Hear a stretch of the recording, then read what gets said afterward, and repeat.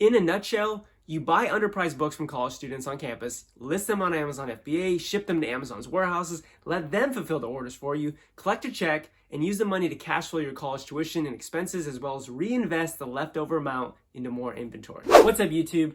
I'm Joji Davenport, and in today's video, I'm going to share the story of how a very lucrative side hustle paid for my college education and allowed me to graduate with both a bachelor's and a master's degree debt-free. And the reason why I'm super excited to share this story with you is because it's still completely possible to do this in 2022, and it's a plan that you can adopt now as a college student to also graduate debt-free. All I ask in return is that if you enjoy the video and you find value in any way, hit that like button, share the video, and consider subscribing.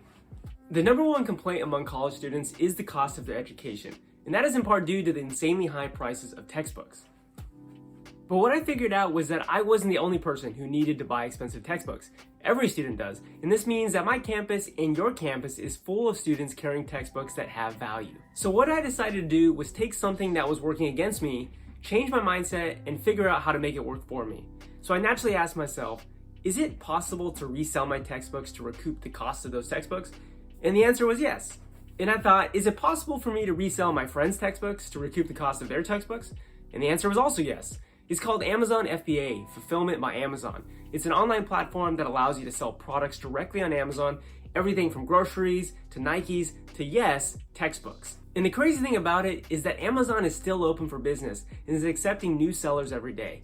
I joined in 2015 and all I needed was my social security number and my bank account information. Since then, I've never looked back, and I've used Amazon FBA as a way to cash flow my college education, graduate without debt, invest, and put me on an early trajectory to building a high net worth at a young age. So how'd I do it?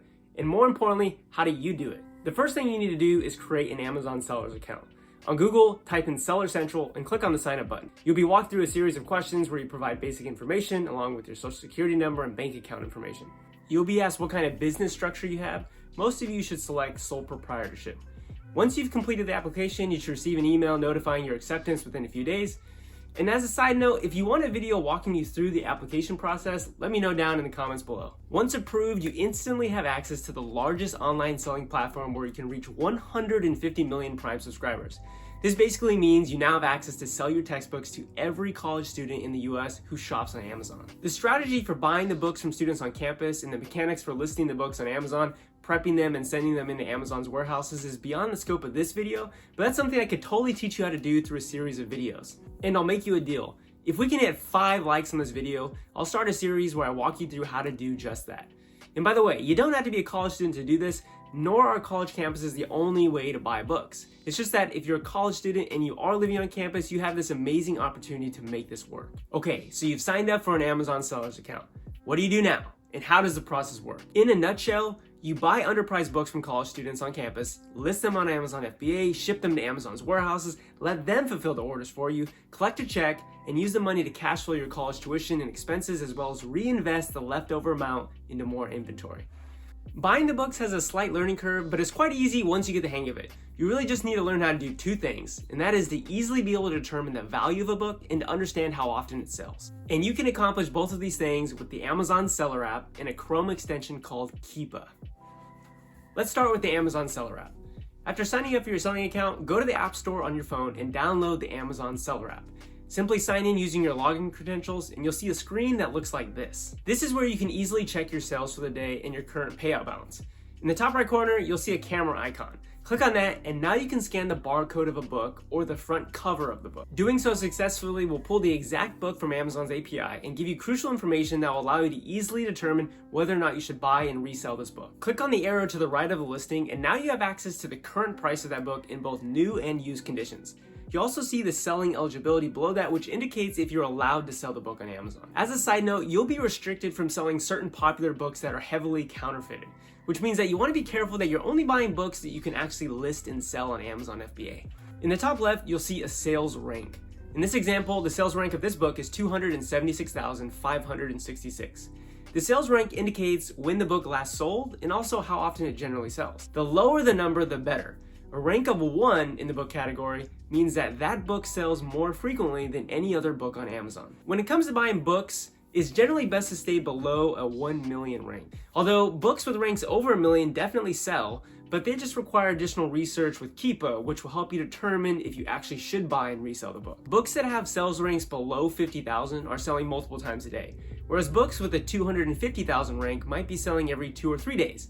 A book with a 500,000 rank might be selling once or twice every 2 weeks, and a sales rank around 1 million might be selling once or twice a month. So obviously you need to take sales rank into account when deciding whether or not you should flip a book.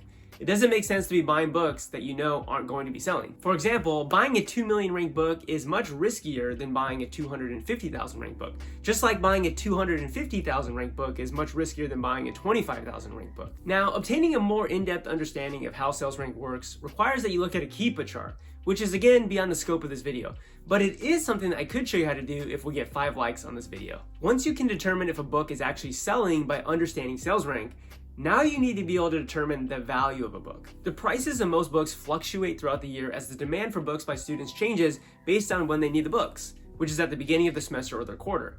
This is what we refer to as the textbook season. This would be mainly January as well as August and September. This is when demand will be really high and prices can spike, and you'll also receive the majority of your sales. Now, with that said, you can still very easily sell books throughout the entire year, but you'll see much higher sales volume during those times of year. You could probably expect 70% of your total sales for the year just to come during those 3 months. The easiest way to see what a book is worth is to look at its Keepa chart. Keepa is a Chrome extension that tracks price history and sales rank on Amazon. It basically allows you to see what price a product is sold for in its entire history on Amazon, as well as its sales rank over time. Here's an example. The black line represents the lowest used price of this book on Amazon over time. You notice that we see a spike in January as well as in August and September, which is indicative of a textbook. Not all charts look like this, but the point is that you can use this Keepa chart to see the used price history over time. So sometimes a book has a great sales rank, but that doesn't necessarily mean you should buy it. A book with a 50,000 sales rank that historically sells for $2 is not something that you'd want to buy. On the other hand, a book with a really high sales rank of 5 million, which historically has been listed on Amazon for a price of over $200, would also not be a good buy because it simply isn't selling. With time and experience, you'll get better at this. It really isn't very difficult. It just takes some practice and doing. You'll make mistakes along the way, but everyone does. I did, and I still cash flowed my college education. So you now understand sales rank, which indicates how often a book sells, and you can also now determine the value of a book.